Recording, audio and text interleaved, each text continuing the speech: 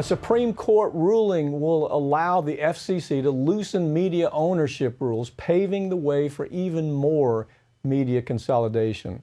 Brigida Santos joins me now to talk about the details of this. This is really kind of a nightmare, isn't it, Brigida? This ruling is the final say on the issue of what does it mean for consumers.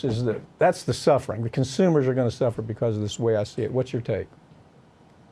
Yeah, the unanimous decision overturns a lower court ruling that blocked the FCC's 2017 repeal of media ownership regulations. So instead, this new ruling cements that 2017 decision, which eliminated a 42-year ban on cross-ownership of newspapers, television, and radio stations in a given market by a single entity.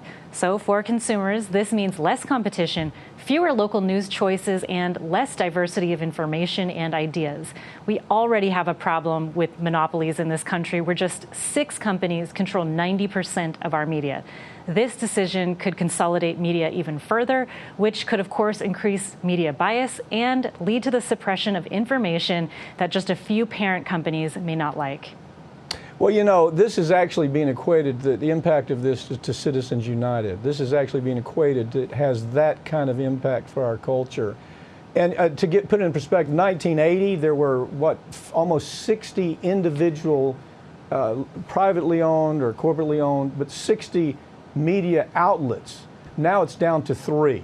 So now we're going to have NBC that owns your TV, they own your local newspaper, they own your radio, and you're only going to want to hear what NBC says because that's all you're going to have available.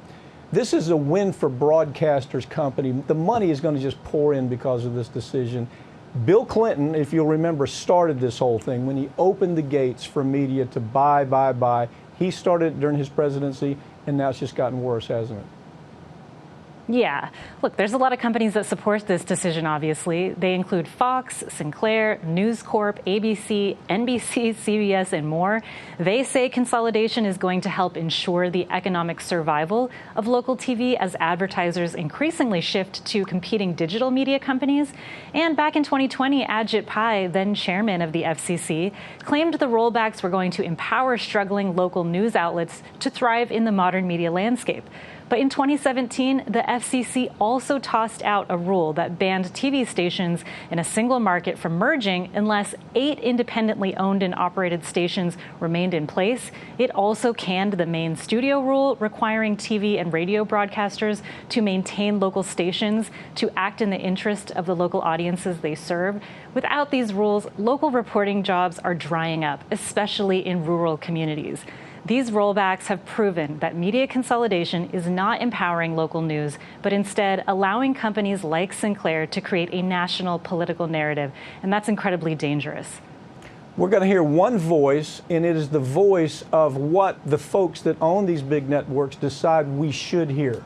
Matter of fact, how ridiculous is it, Brigida, for them to say that, digital, that we don't have any control over digital. If you watch this video, behind this video is going to be, everything behind it is going to be NBC, CNN, where they're in the digital market too. They're out there just like we are. It's going to create a lack of diversity that's going to be startling to the average consumer. How might this impact public trust in the media, which is already awful, where you have, last number I saw was 80% of the public, 80% believes that corporate media is a total failure. That's why they're cutting their cables.